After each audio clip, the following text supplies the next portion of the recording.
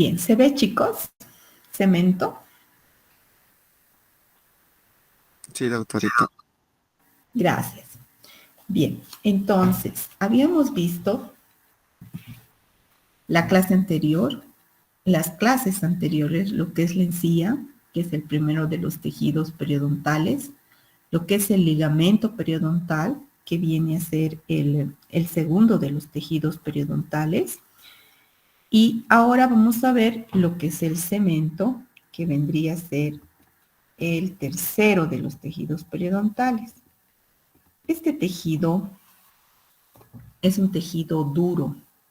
En su composición embriológica, como ustedes han estudiado ya en embriología, es un tejido mesenquimatoso, puesto que deriva del mesénquima, ¿no? Ustedes han visto los esbozos en la parte embriológica, han visto los esbozos de la formación de los tejidos dentarios en boca del paciente o en nuestra propia boca. Entonces, a partir del tejido mesenquimatoso es que se va a formar el cemento.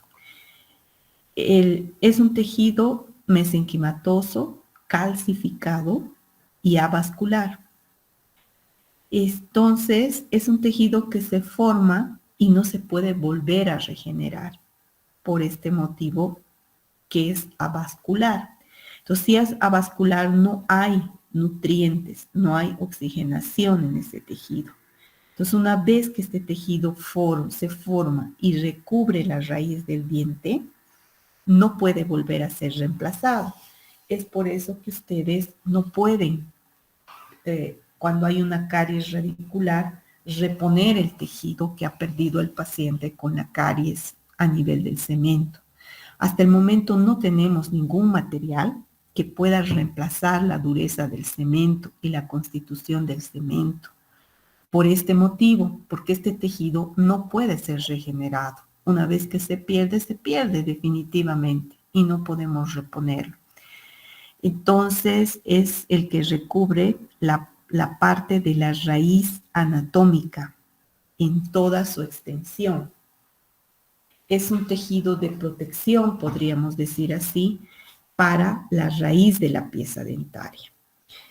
Este tejido se divide en dos, en un cemento acelular, que es el primario, y un cemento celular, que es secundario. La distribución de estos dos tipos de cemento depende de toda la extensión de la raíz. Entonces, de acuerdo a su localización en la raíz, el cemento tiene una clasificación. Este cemento se clasifica en 5, de acuerdo a su localización en la raíz.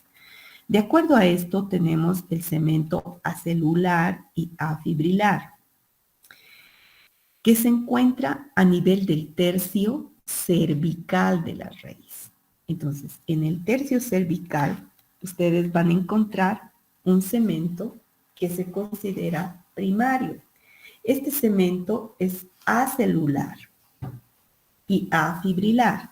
O sea, no tiene elementos celulares, no tiene elementos fibrilares. Corresponde a la parte donde está el surco gingival.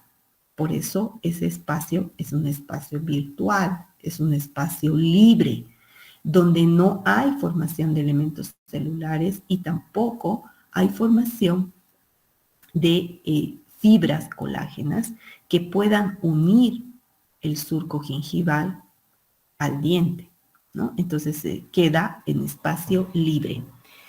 Luego, debajo de este cemento acelular y afibrilar se encuentra el cemento acelular extrínseco. Este cemento está formado por fibras, por eso se denomina extrínseco, porque no tiene elementos celulares, pero sí tiene elementos fibrilares, porque aquí ya se tienen que unir las fibras que ustedes han dibujado del cemento, del ligamento periodontal en su tercio, donde hay las fibras transeptales, ¿no? Que han dibujado. Entonces, el cemento acelular extrínseco es esa zona que corresponde a las fibras de Sharpey, donde se unen las fibras principales del ligamento periodontal. Luego está el cemento celular mixto estratificado. El cemento celular mixto estratificado está formado por elementos celulares y elementos fibrilares, o sea que está debajo. Corresponde a lo que nosotros consideramos las fibras oblicuas y las fibras horizontales del ligamento periodontal. Entonces se encuentra más o menos a nivel del tercio medio de la raíz. Después de este cemento celular mixto estratificado, se encuentra el cemento celular de fibras intrínsecas. Estamos llegando ya casi al tercio apical de la raíz. Entonces, este cemento es el cemento de mayor producción de aposición de tejido cementario. Entonces, acá el cemento puede engrosarse, puede formar una anquilosis, que es la fusión del cemento con el proceso alveolar y obliteración de las fibras del ligamento periodontal. Entonces, esta anquilosis puede hacer que este cemento se una al hueso, ¿no? Y forme una fusión, una soldadura con el hueso. Este es muy importante que ustedes sepan, porque si existe anquilosis en una pieza dentaria, que es esta fusión, la pieza dentaria no puede ser extraída mediante una exodoncia simple.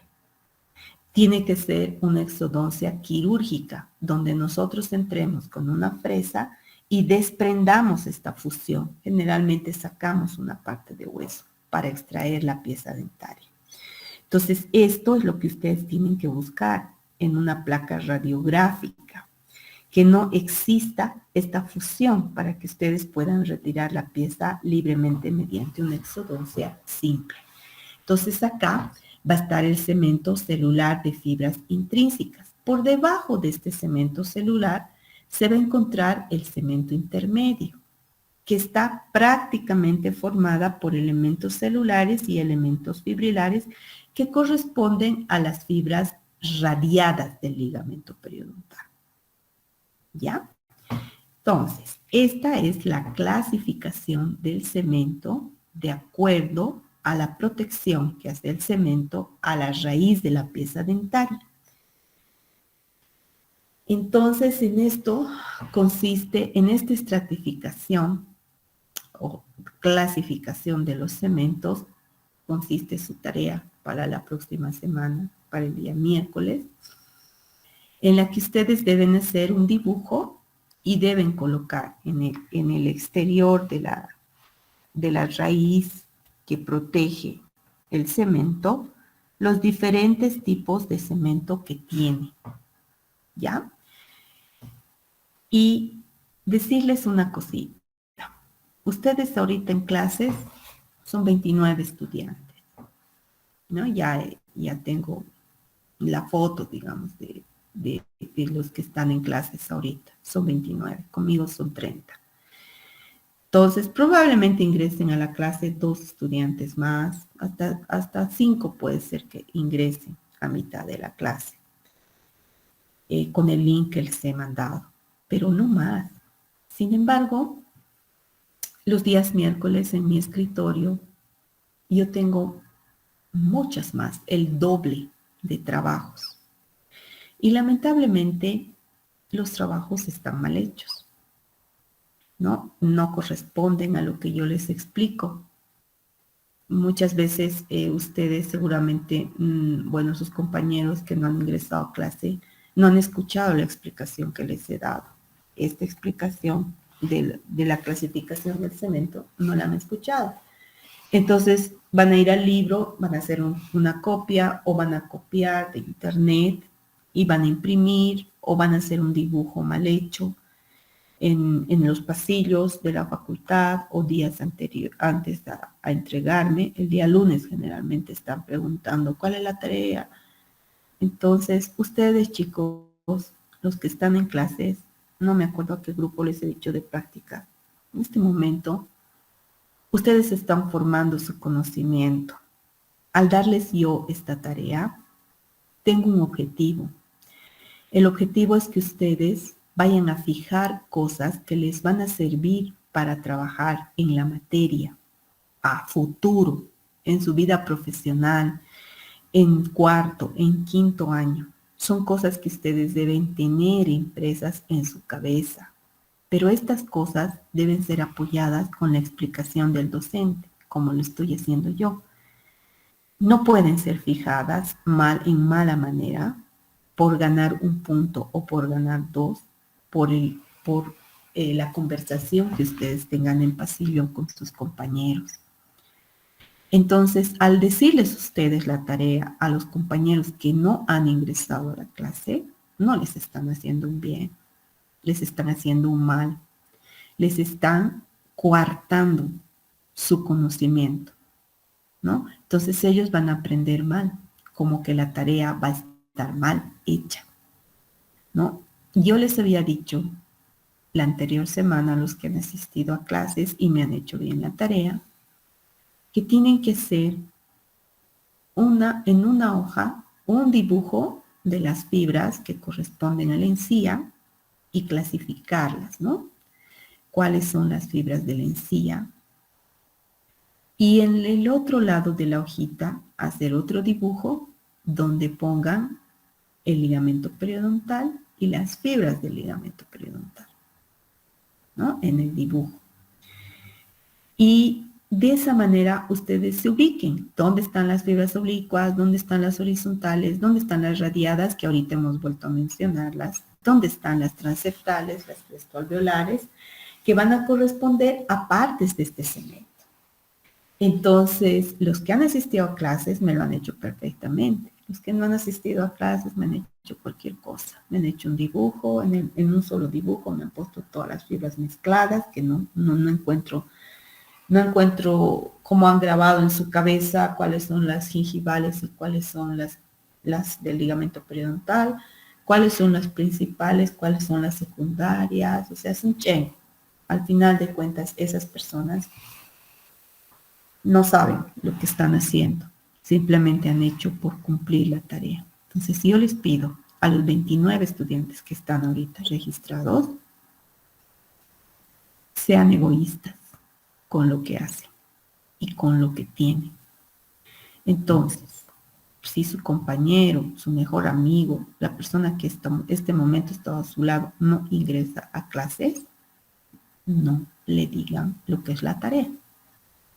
Que venga a preguntar al docente. Yo soy la que tengo que decidir si ese estudiante tiene derecho a la tarea o no tiene derecho.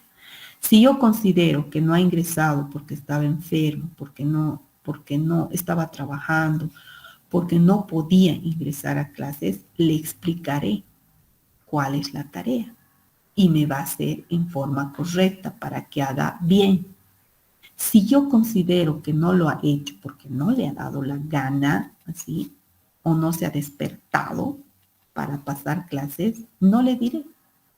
Y tendrá que estudiar, tendrá que rendir en su examen y formar su conocimiento también para saber la clasificación del cemento. ¿De acuerdo? Entonces, eso les recomiendo, chicos, porque igual, aunque presenten la tarea, si está mal hecha, yo voy a ponerle 0. 0 en la tarea, porque eso significa que no ha entendido o que no estaba en clases o que alguien le ha dicho que hay esa tarea y nada más. Y tengo el registro y puedo mostrarles de los estudiantes que están en clases con ustedes y que hacen bien las tareas. Contrasta el documento que tengo de su tarea, contrasta con la lista que tengo registrada de su asistencia. Entonces, está claro eso, ¿no? Entonces, no tengo pena de, aunque tenga la tarea hecha, mal hecha, ponerles un 0, ¿no? Al final de esto, yo voy a entregarles sus tareas cuando terminemos el módulo y estemos dando examen. Entonces, yo les voy a entregar sus tareas. Y ahí ustedes van a ver los puntos que tienen sobre sus papeles, o sea, sus tareas, al momento de ingresar al primer parcial. Entonces, hagan su tarea, chicos. Es lo que tienen que hacer y no darles información a las personas que no vienen a clases. Entonces, esta es su tarea, la clasificación del cemento de acuerdo a las zonas de la raíz de la pieza dentaria. De acuerdo a eso, hay 5 tipos de cemento que ustedes tienen que poner en el entorno de la raíz del dibujo que hagan. Ahora vamos a ver la composición histológica del cemento. El cemento tiene una composición histológica de tejido duro, ¿no? Hasta el momento hemos visto la composición histológica de la encía y del ligamento periodontal, que son tejidos blandos. En la composición histológica del cemento van a haber elementos que van a ser de composición orgánica y de composición inorgánica, porque tienen que ir a formar un tejido duro. Dentro de la composición orgánica vamos a tener las fibras colágenas que hemos visto, ¿no ve? Que son las fibras de Sharpey, que son extrínsecas, porque ya les he dicho, las fibras de Sharpey son las que van a servir de ancla a las fibras del ligamento periodontal, uniendo el ligamento por un lado al cemento y por el otro lado al proceso alveolar o al hueso. Y las fibras de la matriz del cemento, que van a ser intrínsecas y que van a estar extendidas entre los elementos celulares del cemento. Y luego vamos a tener una composición inorgánica. La composición inorgánica del cemento va a estar formada por cristales. ¿Cuáles van a ser los cristales? Los cristales, ante todo, son 3. La hidroxiapatita, que es siempre un cristal que forma parte del tejido dentario. Eso lo han estudiado ustedes en histología, en bioquímica también. Entonces, la hidroxiapatita es un cristal y este corresponde en un 45 a 50% al cemento. Entonces, este es la composición de hidroxiapatita menor que tenemos. O sea que hay tejido dentario que tiene más concentración de hidroxiapatita. ¿Y cuál es ese tejido? El esmalte dentario. Por eso nosotros utilizamos en operatoria unas fresitas que decimos, ¿no ve? Que son de diamante. Porque ¿qué corta el vidrio? El diamante. ¿No ve? No hay otro elemento que pueda cortar cristales más que el diamante. Entonces, por eso nosotros utilizamos fresas de diamante o fresas diamantadas. Nuestras fresitas lo que hacen es cortar los cristales de hidroxiapatita que tiene el cemento. Luego, para la dentina, hay una concentración menor de hidroxiapatita, que seguramente las concentraciones ustedes las van a estudiar en dentaria y en operatoria. Entonces, por eso utilizamos nosotros el carburo. Para las fresas de carburo van a ir a cortar esos cristales a nivel de la dentina para formar una cavidad. Y a nivel del cemento, utilizamos también fresas de carburo, porque la concentración de hidroxiapatita es menor, llega a un 45 a 50%. Después está la cialoproteína, que es otro cristal que tiene baja concentración de cristales, y la osteopontina, que también es otro cristal. Entonces, esta es la composición orgánica que tiene, inorgánica que tiene el cemento. Y las fibras colágenas obviamente están, ahí les pongo el preparado histológico del cemento, donde están en toda la extensión entre las células del cemento, ¿no? Ahora, es necesario que nosotros vayamos a ver la unión del cemento con el esmalte de la pieza dentaria. Pues tiene que haber una unión entre el esmalte y el cemento por sobre la superficie del diente. Antes de eso, aclararles que en su composición histológica el cemento tiene elementos celulares. ¿Dónde están los elementos celulares? A partir del tercer cemento, del cemento celular mixto, el cemento celular de fibras intrínsecas y el cemento intermedio. Entonces, en este nivel, por estos elementos celulares que son los cementoblastos y los cementoclastos, se va a formar y se va a reabsorber células cementarias. Va a haber aposición y resorción de cemento. Entonces, hay elementos celulares también en la composición histológica. Entonces, el cemento tiene una unión. Esa unión se llama unión amelocementaria. No es la primera vez que escuchan ustedes esta palabra. Seguramente han escuchado en anatomía dentaria, cuando han hecho el tallado, ¿no? de sus dientecitos en jabón, en yeso.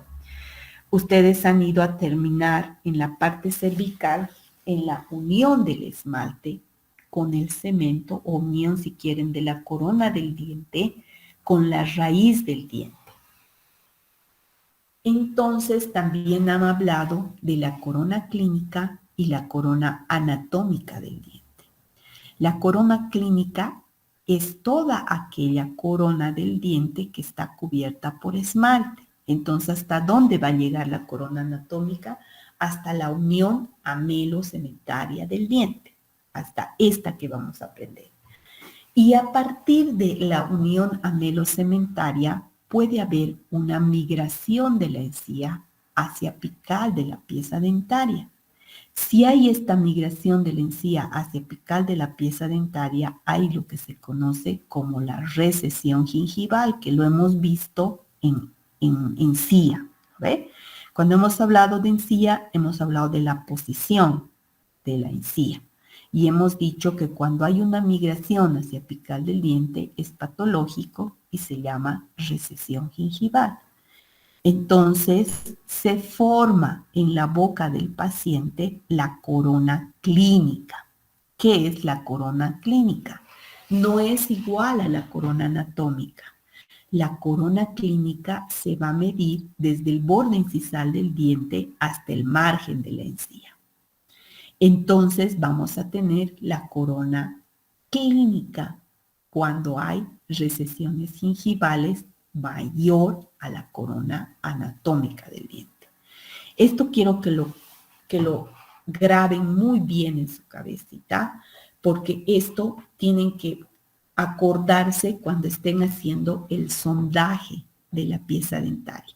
Cuando estén haciendo el sondaje de la pieza dentaria, ustedes tienen que medir la raíz anatómica del diente. No tienen que medir la raíz clínica. ¿Cuál es la raíz anatómica?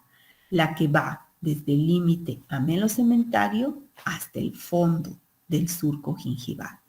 Entonces, ahí ustedes van a tener una medición exacta de una bolsa periodontal, que ya vamos a ver eso la próxima semana en las clases prácticas. Entonces, la otra parte de su tarea es hacer las uniones amelocementarias que les voy a explicar en este momento, este mismo dibujo, y colocar debajo del dibujo las formas de unión amelocementaria que existen en el diente. Hay 3 formas de unión amelocementaria que pueden presentar sus pacientes. En un 5 a 10% de los casos, fíjense ustedes las figuras. Esa D es la dentina del diente. Tenemos dentina tanto en la corona del diente como en la raíz del diente. En la corona del diente está cubierta por el esmalte, que está en color plomo. Y la raíz del diente está cubierto por el cemento, que está en naranja, ¿no? Entonces, pueden existir 3 tipos de unión amelocementaria.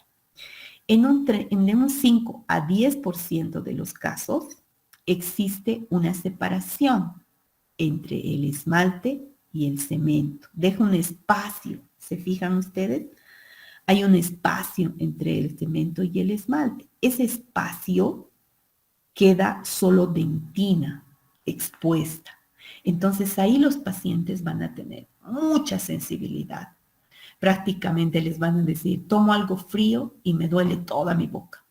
Tomo algo caliente, me hace como una corriente eléctrica en todo mi diente y me duele, doctora. O me duele, doctor. Entonces ustedes van a identificar, haciendo la exploración, que hay una separación entre el esmalte y el cemento del diente. Solo esto se da en un 5% de los pacientes, 5 a 10%. Este 5 a 10% de los pacientes, afortunadamente ahora, tenemos la resina fluida, la FLO que decimos nosotros, que podemos colocar en este espacio para proteger. Claro que no dura mucho, porque ustedes saben que la resina tiene una adhesión mecánica. Como esta zona no tiene mucho fluido por el surco gingival, la resina FLO se desprende en unos 6 meses, hay que volver a poner en los pacientes. Lo ideal es que se cubra esta zona con flúor, que haga una fluorización y que se proteja esa zona. Pueden utilizar para eso el barniz de flúor para proteger esa zona y ponerle varias capas, pero eso también tienen que poner periódicamente, cada 3 meses, en el paciente. El paciente debe utilizar pastas dentales que estén a base de flúor y sensibilizantes, y también utilización del gel, ¿no? Tenemos en la línea de INTI, por ejemplo, el Sensorine, que es bastante bueno para este tipo de pacientes que tienen del 5 al 10%, pero que ustedes deben identificar para hacer la medicación de ese paciente, para ponerle la resina FLO, para hacer las aplicaciones de flúor en esa zona, para recetarle la pasta dental apropiada y el tipo de cepillado también que tiene que hacer este paciente, que va a ser, no va a ser antero-posterior, tiene que ser siempre de barrido en todas las piezas dentarias. El cepillo también que tiene que usar el paciente tiene que ser blando o medio, si hay mucha acumulación de placa bacteriana. Entonces, todo eso ustedes tienen que recetar de acuerdo a la exploración que ustedes hagan de su paciente de esa zona de la unión amelocementaria. En un 30% de los casos hay una unión amelocementaria en forma de vis a vis. Quiere decir que el esmalte y el cemento se unen como si se estuvieran dando un beso, ¿no? Entonces, esa zona sigue siendo sensible. La sensibilidad o el dolor es menor que en la primera que hemos visto, pero existe. Existe más cuando hay una migración de la encía y deja al descubierto esta unión amelocementaria o el cuello del diente. Entonces, como está desprotegido por la encía, porque la encía se ha ido hacia apical del diente, el paciente siente frío y le duele, siente calor y le duele. Antes, esta unión vis a vis prácticamente estaba cubierta por la encía y no había este problema, pero de repente la encía ha migrado hacia apical y ha dejado desprotegida esta zona que tiene la unión vis a vis. Entonces, en este momento ustedes van a tener un 30% de los pacientes que tienen esa unión y que también deben tratar con aplicación de resina FLO en la zona, con aplicación de ionómero, en algunos casos cuando hay un inicio de caries o cavidad, porque esa es otra de las características de esta unión amelocementaria, que se puede dar la acumulación de placa bacteriana y rapidito se forma caries en esa zona. Entonces, ustedes tienen que hacer una obturación con ionómero de vidrio que le aporte flúor a esa zona. También pueden utilizar aplicaciones de barniz de flúor, pastas y también pueden utilizar geles que tengan sustancias desensibilizantes y que aporten flúor a la zona para estimular la formación de una capa de hidroxiapatita en esa zona. Y en un 60 a 65% de los casos, afortunadamente, el esmalte cubre al cemento o el cemento cubre al esmalte, pero sí está protegida esa zona. Generalmente, cuando la raíz, o sea, el cemento cubre al esmalte, es un poco peligroso, sobre todo cuando el paciente tiene enfermedad periodontal y hace una bolsa periodontal. Ahí se puede acumular placa bacteriana y formar un cálculo cemento que vamos a ver la próxima semana ya. Bueno, cuando acabemos tejidos periodontales, ¿qué es el cálculo cemento o el cemento cálculo? Al formar este cálculo, prácticamente ustedes con los instrumentos o nosotros como odontólogos vamos a retirar parte del cemento. Y al retirar parte del cemento, ustedes van a perder esta unión amelocementaria, ¿no? Porque el cemento en esa zona no se regenera, porque no es un cemento, es un cemento acelular y afibrilar. Entonces, lo ideal es que el paciente tenga el esmalte cubre al cemento. Sin embargo, siempre es más lábil a producir caries dental en esa zona si el paciente hace enfermedad periodontal, acumulación de placa y cálculo en la zona. Entonces, en un 60 a 65%, esta unión no produce en los pacientes sensibilidad, no produce dolor porque está protegido. Entonces, ustedes tienen un 60-65% de personas y de pacientes que tienen este tipo de unión amelocementaria. Sin embargo, la limpieza que ustedes vayan a hacer, la tratrectomía o raspado y alisado radicular que hacen, el control de placa que van a hacer en su paciente, les van a permitir a ustedes que esta zona esté libre de producir caries, de producir recesión gingival encía y de que quede al descubierto.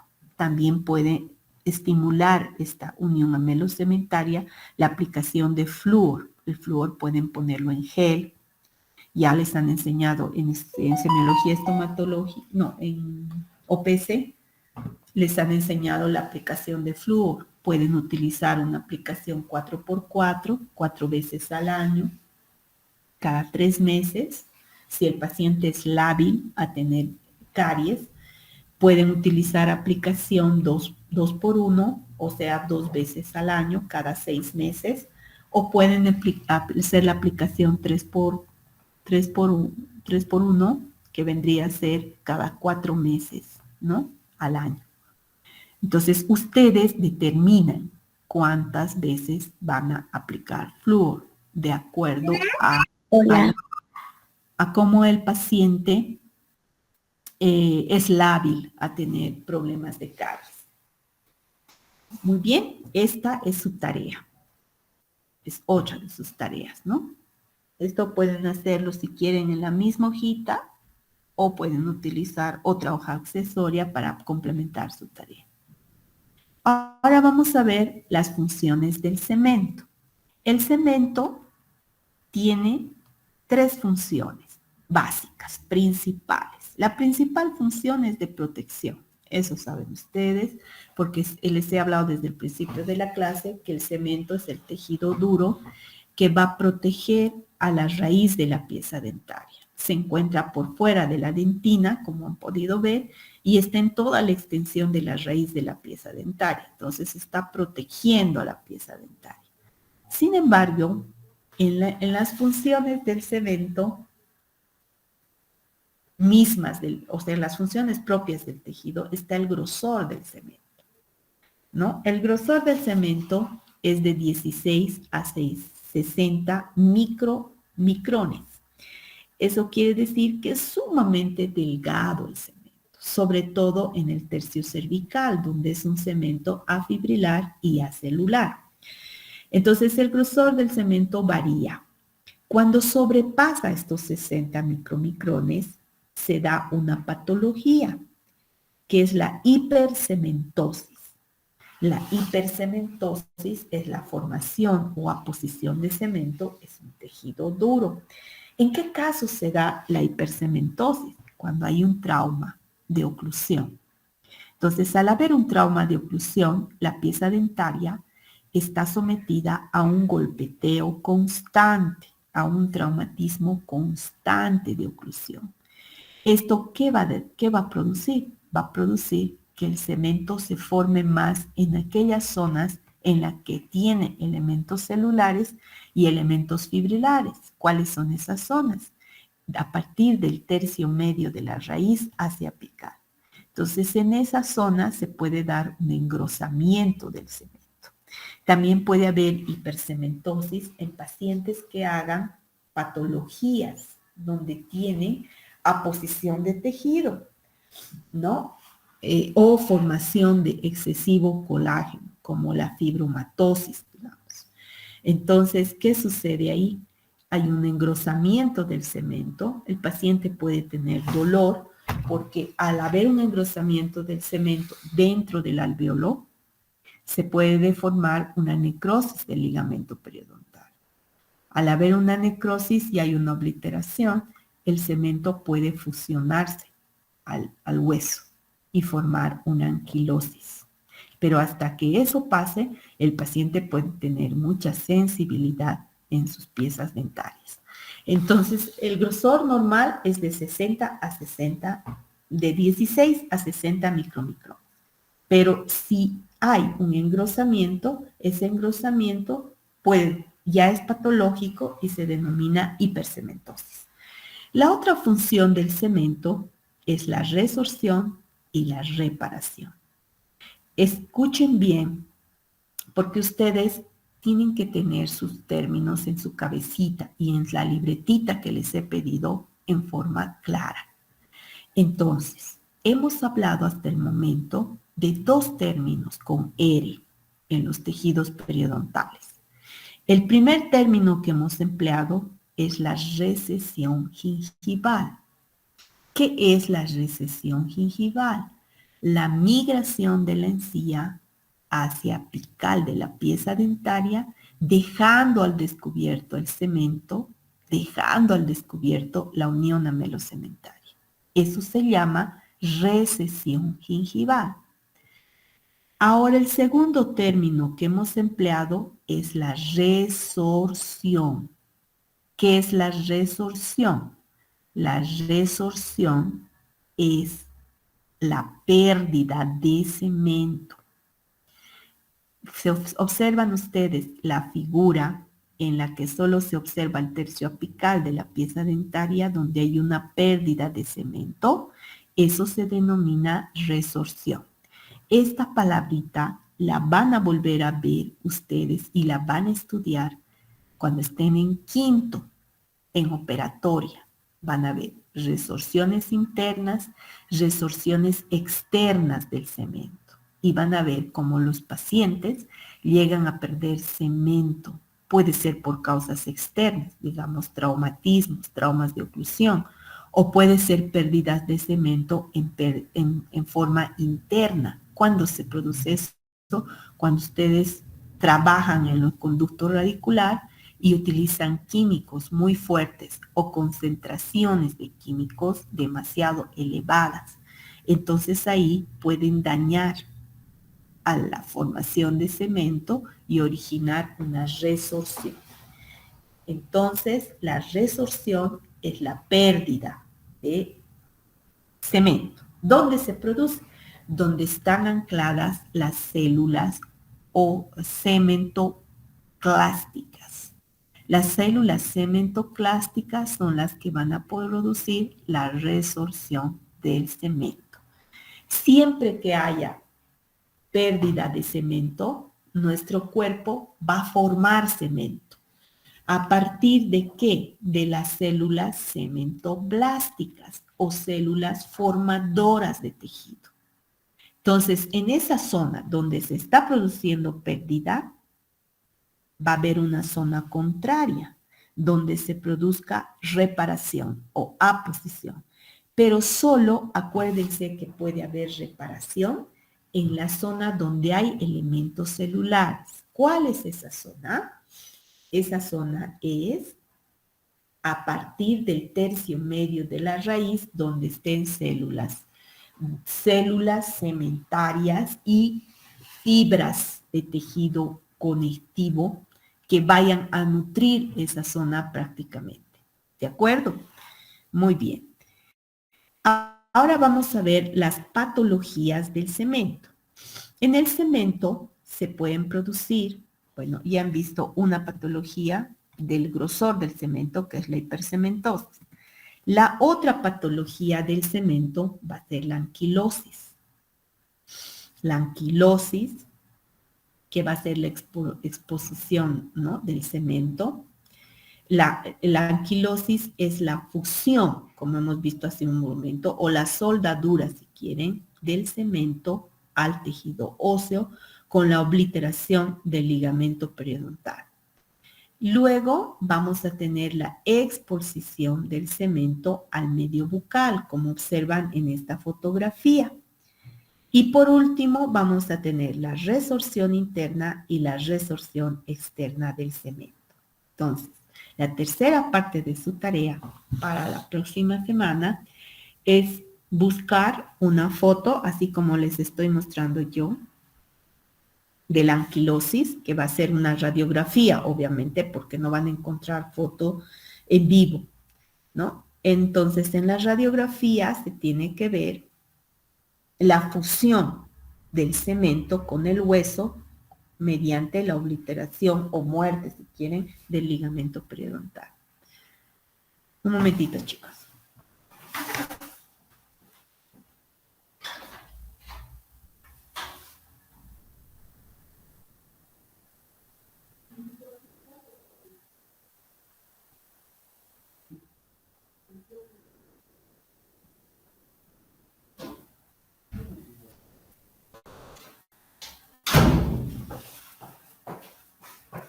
Perdón, chicos, les decía que la tercera parte de su tarea es buscar una fotografía de una radiografía donde ustedes se vea la fusión del cemento con el proceso alveolar o el hueso con obliteración del ligamento periodontal. Esa fusión, ¿por qué se va a dar?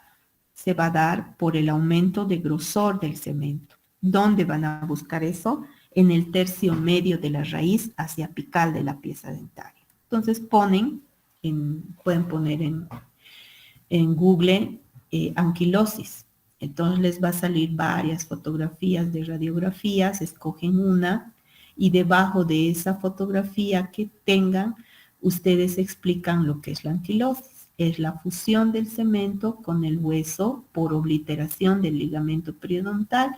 Se va a dar cuando haya un aumento de grosor del cemento en el tercio medio hacia apical de la pieza dentaria. Esto es muy importante que reconozcan ustedes porque es muy difícil extraer un diente que tenga anquilosis. Casi siempre tenemos que entrar a hacer una cirugía, o sea, una quirúrgica. Y en la quirúrgica tenemos que retirar, hacer colgajo, obviamente, y retirar esa parte en la que se ha formado la anquilosis. La segunda patología es la exposición del cemento al medio bucal, lo que les explicaba al principio, que cuando la encía migra hacia apical del diente se llama recesión y esto produce un alargue de la corona clínica. ¿Qué es la corona clínica? Todo lo que se ve, que va a ir desde el borde incisal o borde oclusal del diente hasta el margen de la encía marginal. Entonces, miren, en ese canino inferior, por ejemplo, si nosotros medimos la corona anatómica, que es la que está cubierta por esmalte, medirá unos 22. Pero si medimos la corona clínica, que es la que está expuesta al medio bucal, seguramente se va a aumentar unos 4 a 5 milímetros. Y ese canino va a medir 27 de corona clínica. Hay una diferencia. ¿Por qué se ha producido la diferencia? Se ha producido por la migración de la encía hacia apical de la pieza dentaria. Y hay una exposición de la raíz. Ahora, si este es su paciente tiene una unión amelocementaria en la que se produce vis a vis, va a tener dolor, le va a doler cuando consuma algo frío, algo caliente. Si este paciente hace caries, como observan en el molar, en el premolar, en los dos premolares, la sensibilidad va a ser mayor de su paciente, ¿no? Entonces el paciente va a acudir a ustedes y les va a decir, tengo mucho dolor cuando mastico, cuando hablo, incluso cuando hablo tengo esto. Entonces ese dolor va a ser diferente en un paciente que tenga una separación en la unión amelocementaria, va a ser diferente en un paciente que tenga vis a vis la unión amelocementaria y probablemente no haya sensibilidad en un paciente que tenga la unión del esmalte sobre el cemento o del cemento sobre el esmalte. Ahí va a haber protección y el paciente no va a tener problemas. ¿De acuerdo? Entonces, ustedes tienen que hacer el tratamiento de acuerdo a lo que están viendo de corona anatómica y corona clínica en el diente, ¿no? Entonces, esto que les he mostrado, esta fotografía, también tienen que hacer en su tarea. Pueden utilizar la misma si quieren, o pueden buscar otras fotografías de exposición de cemento al medio bucal. Y ahí me tienen que poner la explicación de qué es lo que pasa cuando hay una exposición de cemento al medio bucal, ¿no? La hipersensibilidad que va a tener el paciente y cómo se puede tratar esa exposición del cemento al medio bucal. A algunos colegas, cuando la exposición es muy grande, hacen coronas, ¿no? Y hay caries, digamos, como en el caso de este molar, que tenemos una caries tan pronunciada.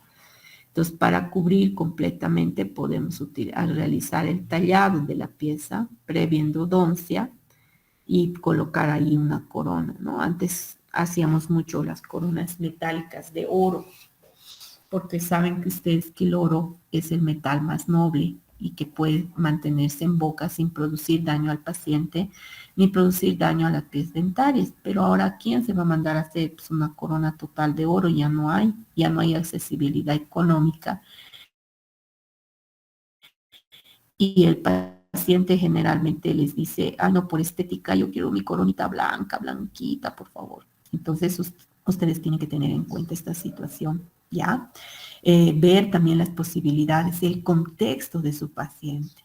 No pueden ustedes hacer una rehabilitación hermosa si saben que el paciente no tiene recursos económicos para pagar eso, ni para mantener esa corona hermosa no va a tener el paciente, porque esa corona tiene que ser sometida a una buena higiene, a la utilización de una pasta profiláctica, a la visita con el odontólogo en forma continua.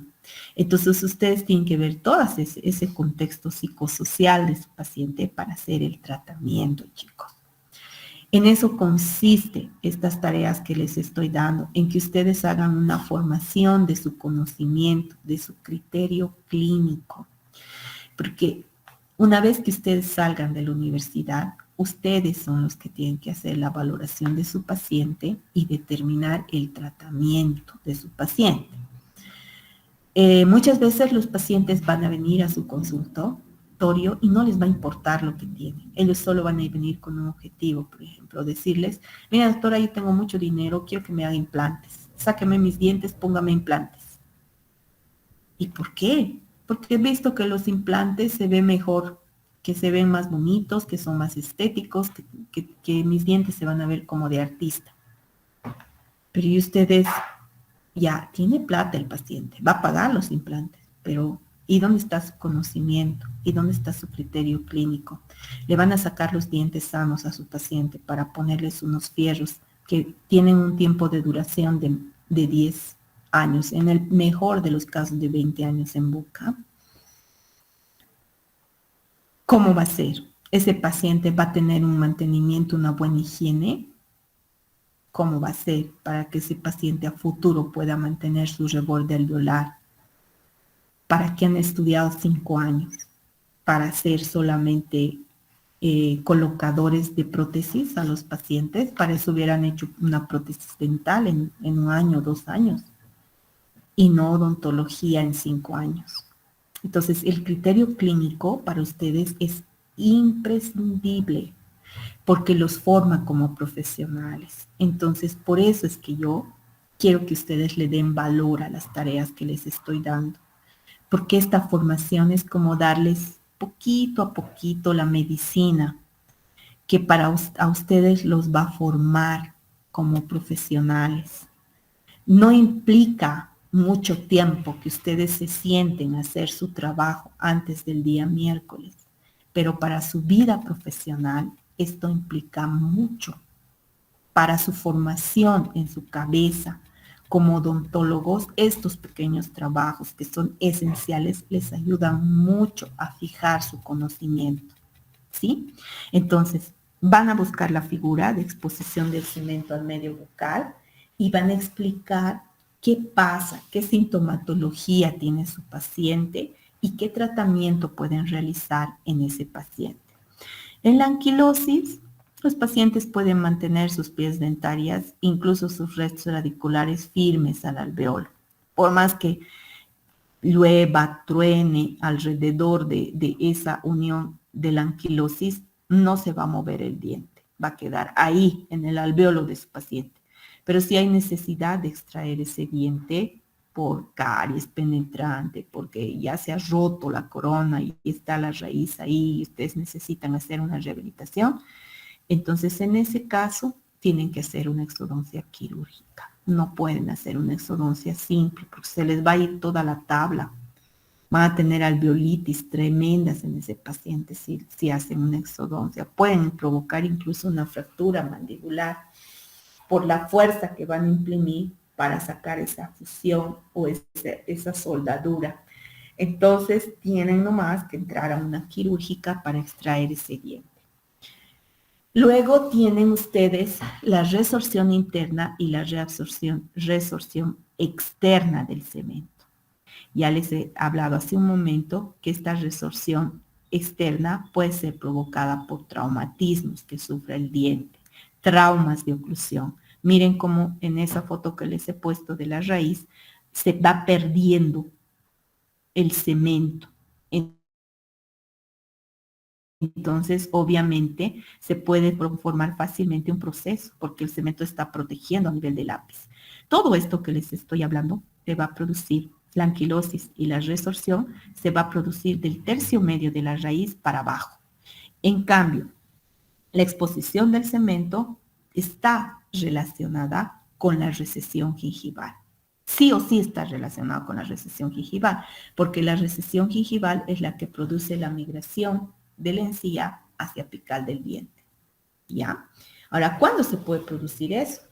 Cuando el paciente, ya hemos dicho, se cepilla mal, lo hace en forma anteroposterior o circular, con un cepillo duro, utilizando la pasta profiláctica directo en contacto con el esmalte dentario.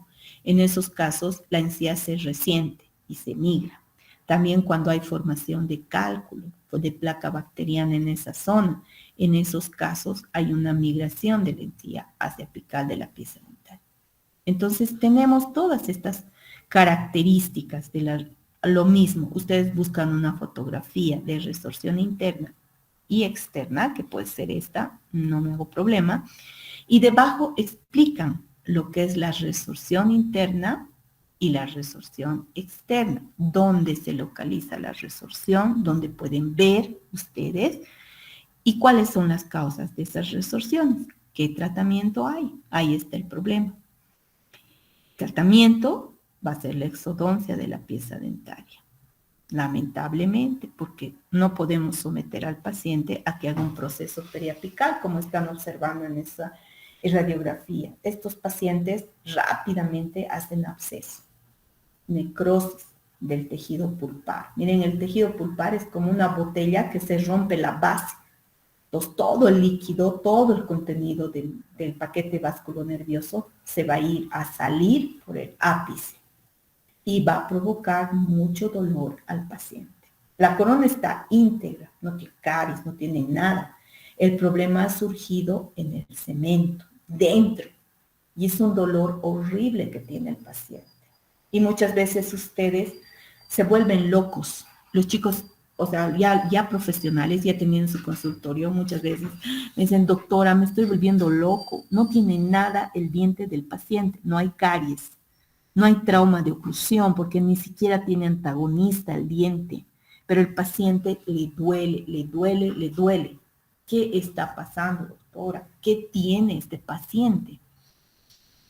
Veremos la radiografía. Entonces analizamos la radiografía y ahí vemos resorción. Entonces, ¿por qué se ha producido la resorción? La resorción puede haberse producido porque el paciente ha hecho un trauma externo, un golpe, digamos, estaba masticando una pepa, o sea, algo, y se le ha metido una pepa ahí y ¡pah! Ha impactado, como si fuera un puñete que recibió el diente. Entonces ha empezado la resorción del cemento y ha avanzado lentamente hasta producir la pérdida de cemento. Entonces, esto ha desencadenado una infección, ha hecho un proceso periapical, el absceso se está formando, el dolor es muy grande, porque acuérdense que un absceso es la necrosis de tejido. Y si está tapado ahí en el fondo del alveolo, más pues, es como si ustedes colocaran, como cuando una botella tapada se fermenta, ¿no? Cualquier cosa que hayan puesto ustedes, un líquido, una bebida o algo que se pudre ahí adentro de la botella. Entonces está tapada. Cuando ustedes destapen esa botella, va a volar todo lo que se ha fermentado, va a salir, ¿no ve? Como cohete. Entonces lo mismo sucede acá. Hay casos en los que se puede salvar la pieza haciendo una endodoncia, eliminando todo el proceso infeccioso, pero hasta el momento yo no he podido salvar piezas que han hecho resorción interna o resorción externa. Ahora, es muy triste ver tratamientos ortodónticos en los que se ha utilizado mucha fuerza. Por ejemplo, dicen, ¿no ve? Ortodoncia corta, ortodoncia en un mes, ortodoncia en un año, así. Entonces, en esos casos, la fuerza que imprimen los brackets de ortodoncia puede provocar un traumatismo local y este traumatismo local puede producir una resorción externa del cemento.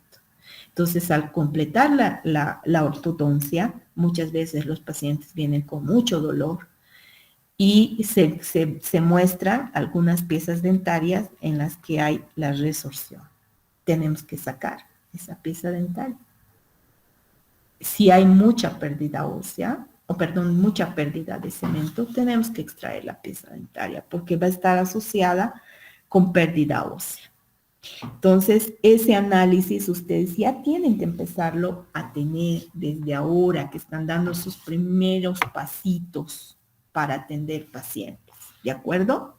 Entonces, su tarea consiste en ver las patologías del cemento, que son estas tres, tomar una foto y explicar debajo de la foto, igual que para un álbum de trabajos. Bien, la próxima clase vamos a ver el proceso alveolar.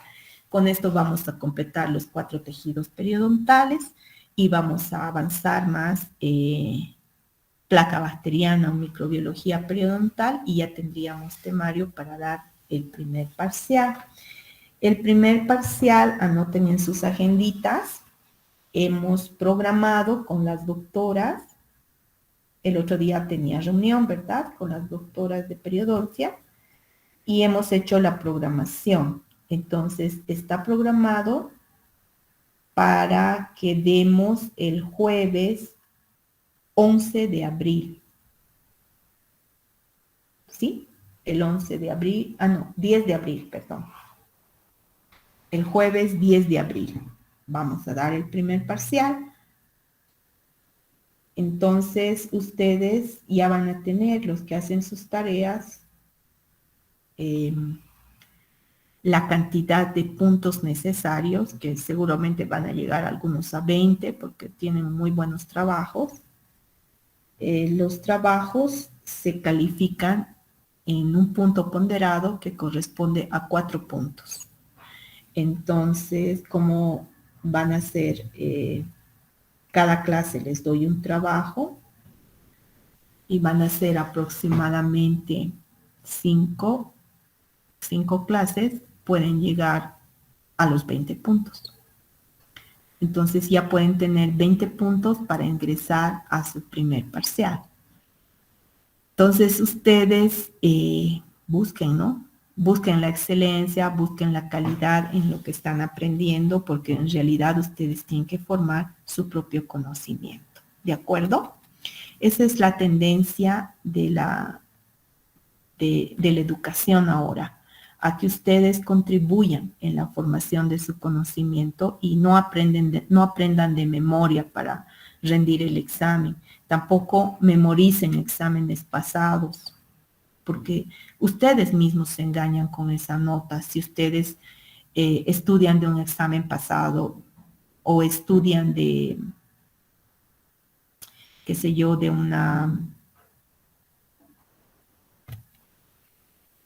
un texto que han hecho sus propios compañeros y no de un texto que esté en el libro o que se les ha dado como libro base, entonces ustedes mismos se están autoengañando, porque esa es la parte de ustedes que tienen que prepararse, es la parte que ustedes tienen que aportar a su conocimiento. Y yo simplemente soy una vía para que ustedes puedan hacer su propio conocimiento y también para hacer retroalimentación de lo que ustedes aprenden.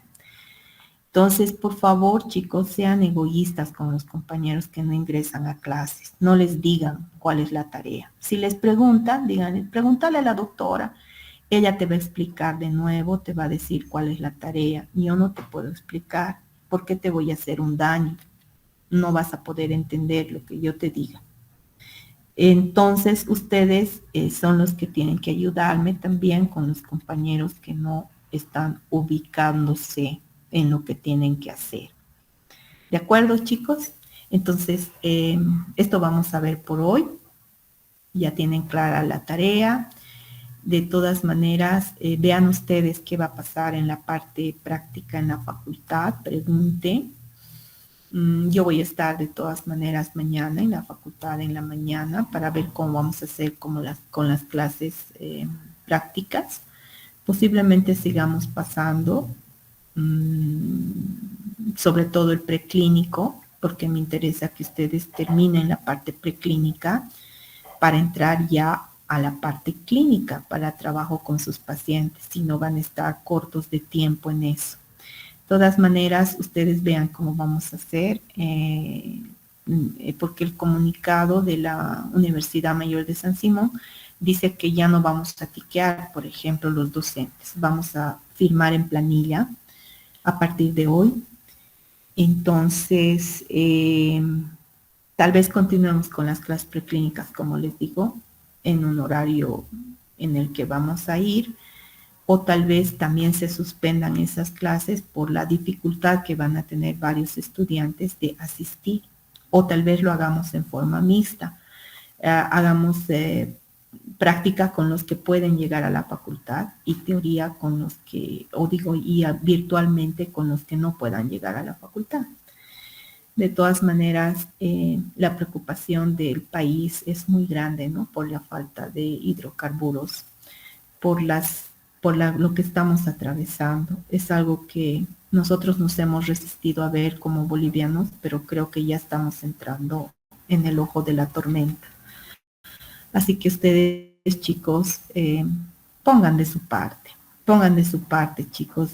Son privilegiados ustedes porque todavía tienen una educación, todavía sus papás los están pudiendo apoyar, o ustedes mismos están estudiando con su trabajo. Entonces, pongan empeño a sus clases, no dejen de asistir a la teoría de ninguna materia, porque ahí van a tener la información de primera mano, no de segunda ni tercera mano a través de sus compañeros.